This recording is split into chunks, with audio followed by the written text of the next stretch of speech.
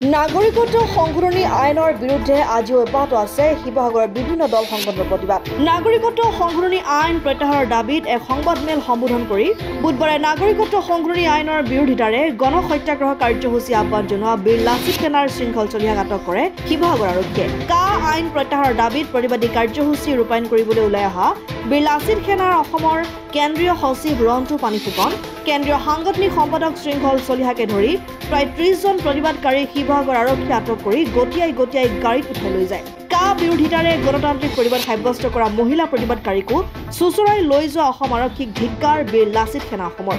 গণতান্ত্ৰিক প্ৰতিবাদৰ ভাষা বুজি নোপোৱা গেৰুৱা চৰকাৰৰ ৰঙা চকুলৈ ভয় নকৰা বীৰ লাচিত সেনাই কা প্ৰত্যাহাৰ নকৰা পৰ্যন্ত প্ৰতিবাদ অব্যাহত ৰখাৰ হুংকাৰ দিয়ে।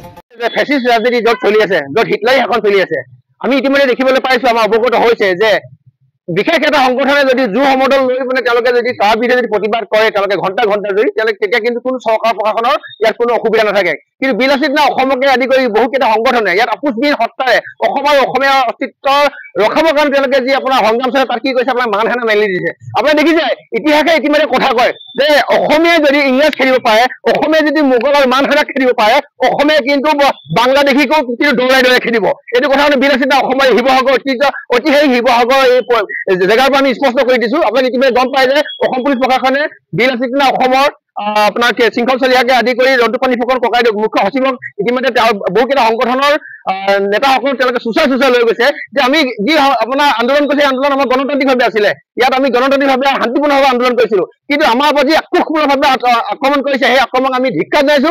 এইখন চৰকাৰে যি ফেচিষ্ট ৰাজনীতি লগাইছে, যিখন চৰকাৰে অসম আৰু অসমীয়াৰ অস্তিত্ব সম্পূৰ্ণ ভাঙি তছনছ কৰি দিয়ে, যি তেওঁলোকে পৰিকল্পনা কৰিছে, সেই পৰিকল্পনা কেতিয়া কোনো কাৰণত কিন্তু অসমৰ ৰাইজে মানি নলয়।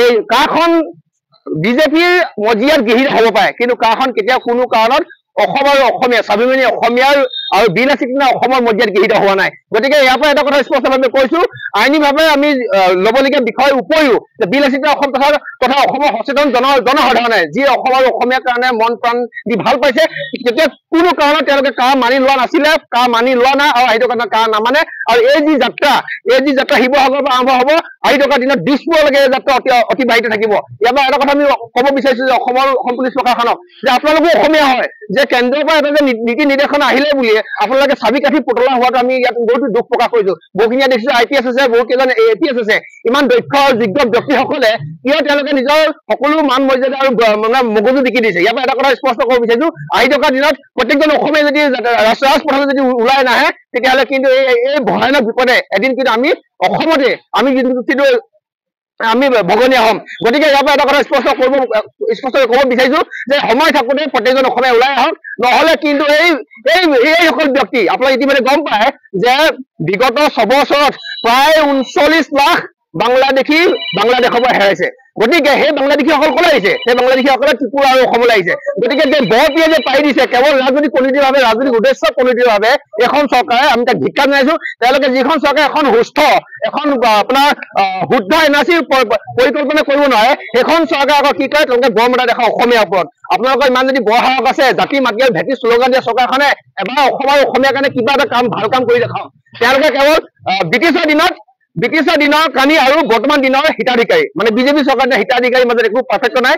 এখন চৰকাৰে কেৱল আপুনি মাতত পেটে ভাতে খাবৰ কাৰণে আপোনাক সেই সিমানখিনি আপোনাৰ ভাবিবৰ কাৰণে চিন্তা শক্তি দিয়ে, তাৰ বাদে আপোনাক কেতিয়াও কোনো কাৰণত দেশ জাতি মাটিৰ কাৰণে ভাবিবলৈ সময় নিদিয়ে। গতিকে প্ৰত্যেকজন জনসাধাৰণক আমি ইয়াৰ পৰা এটা অনুৰোধ জনাইছো, সময় থাকোঁতে ওলাই আহক আৰু বিকল্প একো নাই, আন্দোলনৰ বিকল্প একো নাই। আমি গণতান্ত্ৰিকভাৱে অহিংস আন্দোলন কৰি যাম, যাতে আহি থকা দিন অসম আৰু অসমীয়া যাতে ইয়াৰ ক্ষেত্ৰত যাতে ন্যায় পায়। মুখ্যমন্ত্ৰী 2021 চনত পৰা ইলেকশ্যন নেখেলো বুলি কৈছিলে। গতিকে তালুকি মা বহুৰূপী মিথ্যাচাৰী এগৰাকী মুখ্যমন্ত্ৰীৰ কথাত অসমৰ ৰাইজ পঠিওৱা নাযায়। আহি থকা দিনে চাওক, সকলো বস্তু শেষ আছে, কিন্তু সকলো বস্তু শেষ আছে, একো নহ'লে প্ৰকৃতিয়ে কিন্তু শেষ কৰিব, বাকী একো নকওঁ।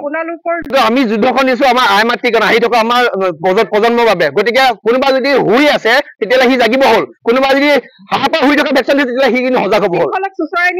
দেখিছো আমি ইতিমধ্যে দেখিছে নিশ্চয়, কিন্তু এওঁলোকে এটা বহু পৰিকল্পিতভাৱে আপোনালোকৰ ল'ৰাখিনিয়ে পিছুহুকি কিন্তু ৰৈ দিলে নিজক বচাব আমাৰ ল'ৰাই মেক্সিমাম ল'ৰাই ইতিমধ্যে গ্ৰেপ্তাৰ হৈছে আৰু আহি থকা দিনত কেতিয়াও কোনো কাৰণে পিছ হুকি নাযায় আপোনালোকে আমাৰ বাস্তৱ প্ৰেক্ষাপটত দেখিব বিলাসিত অসমে কেনেকৈ প্ৰেক্ষাপটত দেখিয়ে কৈছো তৃণমূল পৰ্যায়ত আপোনালোকে আকৌ শক্তিশালী কৰিব লাগিব বুলি ভাবেনে নিশ্চয় ইতিমধ্যে চাওক আজি আৰম্ভণি হয় এই আৰম্ভণি শেষ কথা নাজানো কেতিয়াও কোনো কাৰণে কোনো বিলাসিত না অসম তথা অসমৰ সজাগ জনতাই কেতিয়াও কোনো কাৰণে কাম মানি নলয় ইয়াৰ পিছতে প্ৰতিবাদী কাৰ্যসূচী ৰূপায়ণ কৰা কৃষক মুক্তি সংগ্ৰাম সমিতিৰ ধৈৰ্য কোঁৱৰ বিদ্যুৎ শইকীয়া আৰু 9 গৰাকী মহিলা প্ৰতিবাদকাৰীসহ প্ৰায় 50জন প্ৰতিবাদকাৰী শিৱসাগৰ আৰক্ষীয়ে আটক কৰে যদিও অব্যাহত থাকে প্ৰতিবাদ CPI দলে প্ৰতিবাদ সাব্যস্ত কৰি এই জাতি ধ্বংসী সাম্প্ৰদায়িক আইনখন প্ৰত্যাহাৰৰ দাবী জনাই লোকসভা নিৰ্বাচনত বিজেপিক ইয়াৰ প্ৰত্যুত্তৰ দিবলৈ অসমবাসীক আহ্বান জনায় চৰকাৰে বিগত সময়ছোৱাত আমাৰ দেশৰ সংবিধানখনক নস্যাৎ কৰি সাম্প্ৰদায়িকভাৱে যি কাহ আনিছে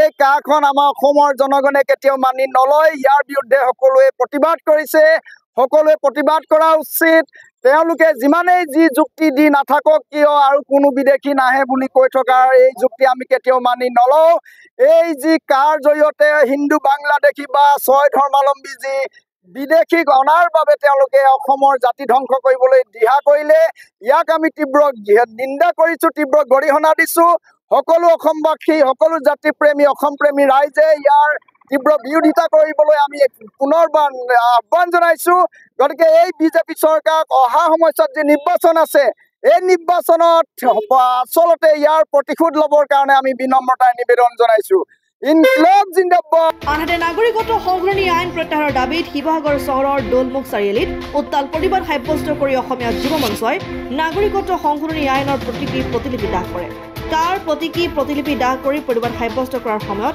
আৰক্ষী আৰু প্ৰতিবাদকাৰীৰ মাজত হতাহতৰ সৃষ্টি হয় শিৱসাগৰৰ পৰা সৈয়দ মুস্তাকুৰ ৰহমানৰ ৰিপৰ্ট অসম আদিত্য